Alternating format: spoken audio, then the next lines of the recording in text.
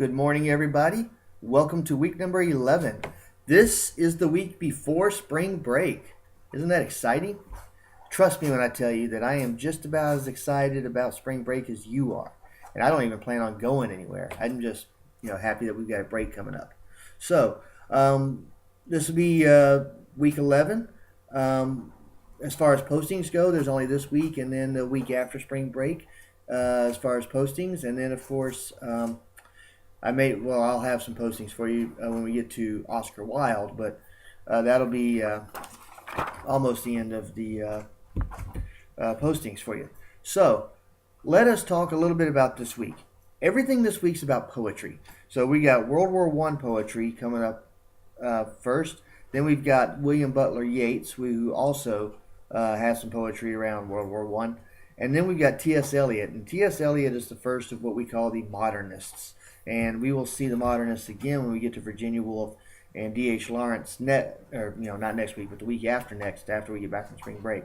And then, of course, Dylan Thomas's very epic poem, even though it's very short, it's still very epic. Do not go gentle into that good night. So you'll have 4 postings to do this week.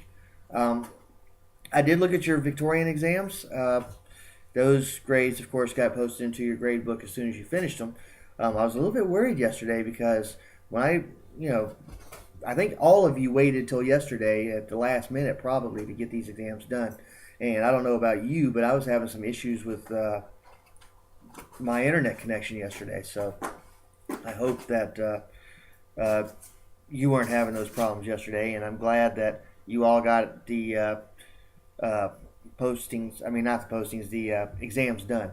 I haven't graded the postings yet. I've been trying to get all my 1102 essays graded, and again, with my internet problems yesterday, let's not talk about that.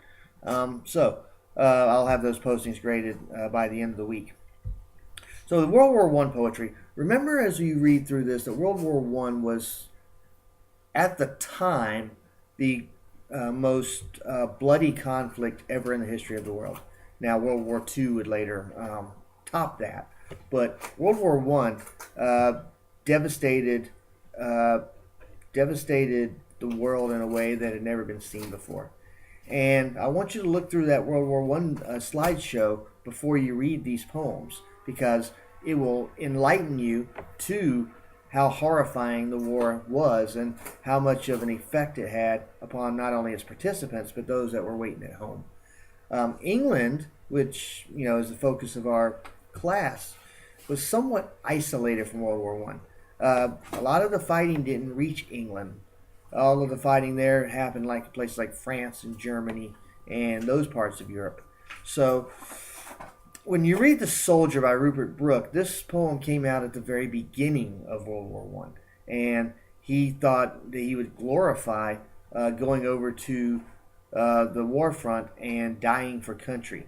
And he made it sound like this would be a great thing to do. I mean, who wouldn't want to die for country, right? And Rupert Brooke also had the benefit of being a very handsome young man. So he kind of became the face of the British war effort. When you get to the next 2 poets, Siegfried Sassoon and Wilfred Owen, they are going to write about the horrors of war.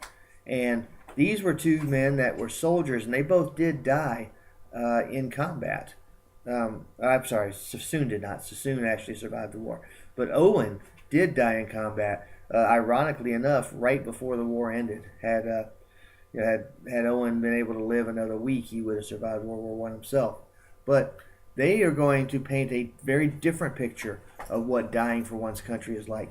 And it's not going to be anything like Rupert Brooke's. And so bear in mind that these are 2 different soldiers. And, Brooke was a soldier, but he didn't have to see a whole lot of combat. He did die while overseas, but it was from a mosquito bite. But bear this in mind as you read these these poems, that dying for country is going to be the main theme here, and Rupert Brooke's going to glorify it, and Sassoon and Owen are going to say, wait a minute, not so fast. Dying in a war, particularly in the mustard gas attack in Owen's poem, is not as glorious as you might think. William Butler Yeats is one of the most important British poets of the 20th century. He was from Ireland, but of course, Ireland falls under the purview of Great Britain, or the United Kingdom, if you will. And uh, Yeats was a conflicted individual because he loved Ireland and he wanted Ireland to get its independence, while at the same time he loved England because he was having a pretty good career writing poetry that was popular in England.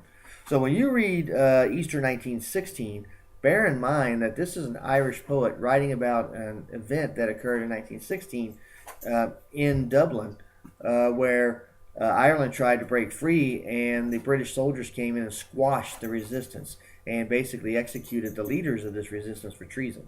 So remember that as you read A Terrible Beauty is Born. The Lake Isle of Innisfree comes from the Celtic poetry or the Irish poetry that inspired Yeats so much. And it's going to be about a little island that actually does exist. When you look through the William Butler Yeats slideshow, you'll see a photo of the Isle of Innisfree. So it does exist, and it's now a tourist attraction because of the fact that Yeats wrote about it. So think about how it's kind of an escape from the city. And then Leda and the Swan. The end of Yeats's life and his career. Yeats's life and career spanned about, 40, 50 years. When you read Leda and the Swan, this is about Zeus turning himself into a swan and raping the beautiful mortal Leda. But what came out of that was some children that were hatched out of eggs, and one of those children was Helen, who was supposed to be the most beautiful woman in the world. And she was the woman that was married to the king of Greece, and she eloped with Paris, who was from Troy, and there was a 10-year Trojan War, which the Greeks, you know this for the Trojan horse. If you don't know it, Google Trojan horse, and don't look at the viruses, the computer viruses, Trojan horses, but look at the Trojan horse as the way that the Greeks finally defeated Troy and managed to burn it down in that war. Leda and the Swan is not so much just about the rape of Leda by Zeus as a bird. I mean, imagine yourself as a woman and then having a swan rape you. That would not be very pleasant. But think about how, because of Helen, the world would never be the same again. So it's about change, and I think that is somewhat inspired by World War I as well. So remember that as you read Leda and the Swan. Then we got two other poets here, both very different. I'll start with Dylan Thomas. Dylan Thomas doesn't really fit into a time period, but his poem, "Do Not Go Gentle into That Good Night," is an epic poem, and it was written about his father. So it's a story about, he wrote the poem when his dad was on his deathbed, and he wanted his dad to stick around because, of course, he loved his father. And so he wrote this, and he talks about raging against the darkness, fighting against the darkness. In other words, he's saying fight on, live a little longer. Even though you know that the death is inevitable, keep raging against that darkness, and keep, don't go gently. Make sure that you go with a fight. So remember that when you read the Dylan Thomas poem. And then you've got the T.S. Eliot poem, the Love Song of J. Alfred Prufrock. He also wrote a poem called, what the heck's the name of it? It's a very epic poem, and I can't remember the name of it now, but I don't teach that poem anymore because it's so difficult. The Love Song of J. Alfred Prufrock is what we call stream of consciousness. It's about a man at a party, at a tea party, because he's got money. He's a part of what's called the leisure class. And we'll look at the leisure class in depth when we get to Oscar Wilde towards the end of the semester. But he's sitting around drinking tea, thinking about how insignificant his little life is.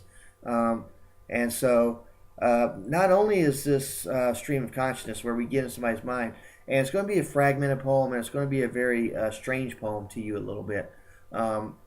Because basically when we think and we daydream and we think about life, we don't do it the way that it's written down in books where it's very smooth. Basically we have these fractured thoughts that keep entering our mind. And that's going to be what's going to happen with Prufrock by Eliot. T.S. Eliot is probably the most important figure of British modernism, but we can't. A Wasteland is the other poem. I don't have you read The Wasteland because it is so difficult, and it makes a lot of allusions to things that were popular in the 1920s, which we would never know about today. But Love Song of J. Alfred Prufrock, I think we can all relate to the idea of, is my life significant? Why are we here? What's my purpose? And so Prufrock kind of touches on that, because it is about a middle-aged man who's single and who sits at tea parties contemplating his own insignificance. So that's the T.S. Eliot poem. And I chose that one because it's short and that it's easier to grasp than what the wasteland is. Well, that's this week's readings. I know it's 4 postings the week before spring break, but hey, next week there'll be no postings. Next week we get to take spring break off, and then we're going to return to modernism when we get to the week 12 readings. So also while you're doing this, when we get back from spring break, 2 weeks after spring break, we will be starting our research paper. So as you read and do these postings, think about what you're going to want to do research on. Think about what you're going to want to actually write a paper on, because that is the biggest project of the semester. These postings are important, and they do factor into your grade. The exams are important. They do factor into your grade. But bear in mind that the research paper counts for, I want to say 20%. The research paper counts for 20% of your grade. And we will really hit that hard when we get back from spring break. So I know this video is a little bit lengthy, but I hope you sat through it, and I hope you got something out of it.